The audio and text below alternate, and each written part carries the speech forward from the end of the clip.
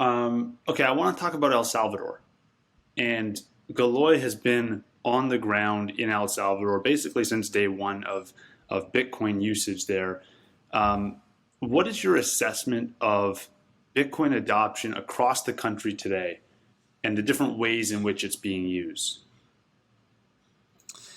So I think there was a huge, I guess, spike around September, October last year for the main reason that the law was just passed in El Salvador, and also the government really wants people to use Bitcoin. And so the way they have been thinking about it is an airdrop, and everybody that will onboard to the Chivo wallet will get 30 or $40. And so, of course, like suddenly you have like a couple of million people, they get $30. It's, $100 million, something along this line that get injected into the system in the form of Bitcoin. So there is a lot of stimuli, right, to get Bitcoin adoption. Over the last 6 months, right, this like initial pump, I guess I've died off a little bit, and also maybe what a lot of first-time Bitcoiner, in El Salvador saw is that, okay, like the Bitcoin price have been dropping, quite a bit since last November, right, which was like 2 months after the Bitcoin law was enacted or was effective. And so we see right now that there is we have to really start about the education and really explain what Bitcoin is beneficial. And I will say that maybe today there is about 20% of the merchants across El Salvador start to adopt, are adopting Bitcoin, are using Bitcoin, which is, I guess, very encouraging to me. If you think, okay, it's not even a year, there is maybe 20%, like. If in 4 years, like we have 4 or 5 years, we have 100% of the merchants accepting Bitcoin, that would be awesome, right? I think that would be a huge success. Now, is that 20% of merchants that are actively accepting Bitcoin on either a daily, weekly, or monthly basis? Or is it 20% that have the ability to accept Bitcoin but may not have accepted any?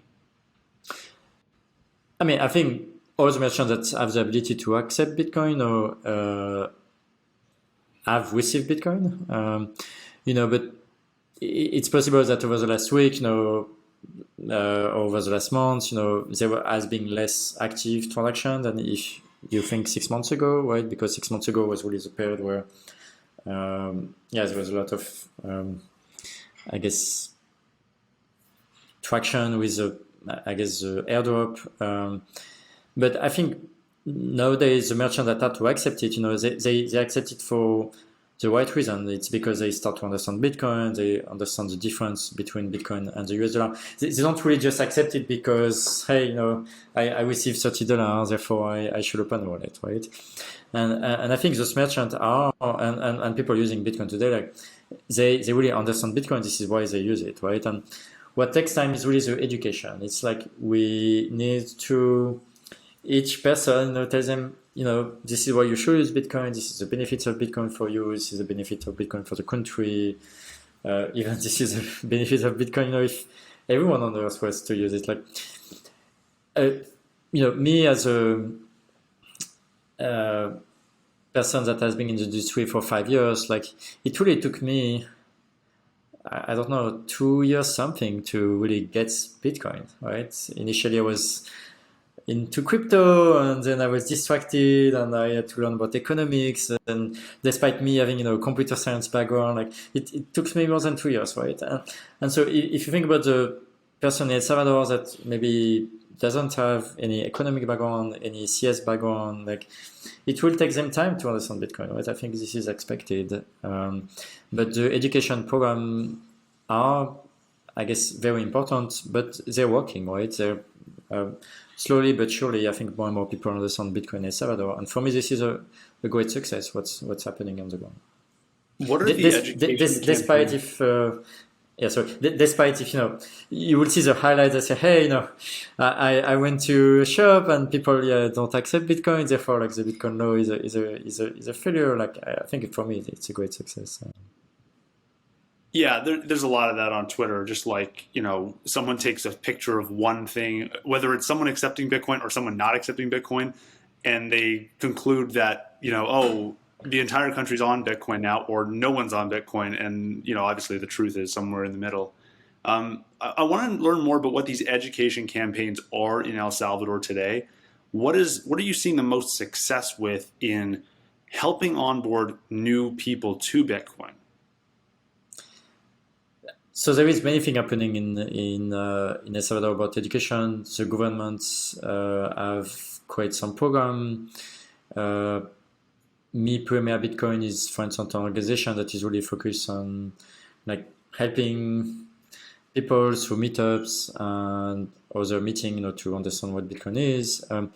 With the Bitcoin Bitrate, for instance, we have a earned section where you can answer something around 20, 21 question, and each time you answer a question, you get a couple of sets, to learn about it. This is something we like to expand to have a lot more questions. Like today in high school, I believe there start to be some program about Bitcoin, right?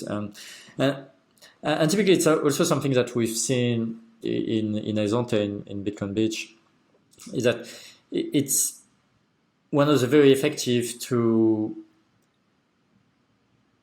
get a family to understand Bitcoin is you start with the younger one, right? You start with the kids, because for the kids, like transact with a wallet, like, an app on the phone is very intuitive, and then they will teach their parents how to do it. And this is the most effective way to do it.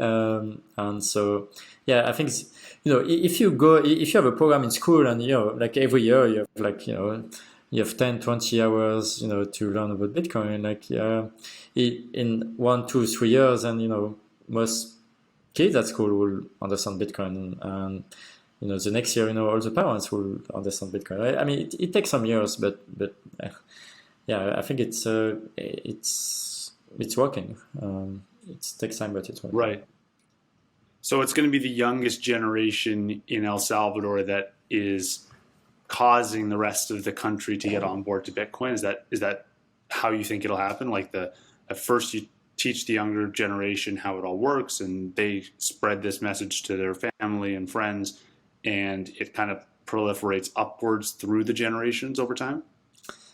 Yeah, I think that might be one way it might be working. At least in Horizonte, this is our experience. I mean, I think there might be other maybe government programs that eventually could be made that also drive adoption, maybe for businesses, like if businesses can really start to understand how Lightning maybe helps them to drive fees, it's another also incentive to get more businesses to adopt Lightning. I mean, I think there's a lot of different initiatives, right? Like it will not be just from one particular program.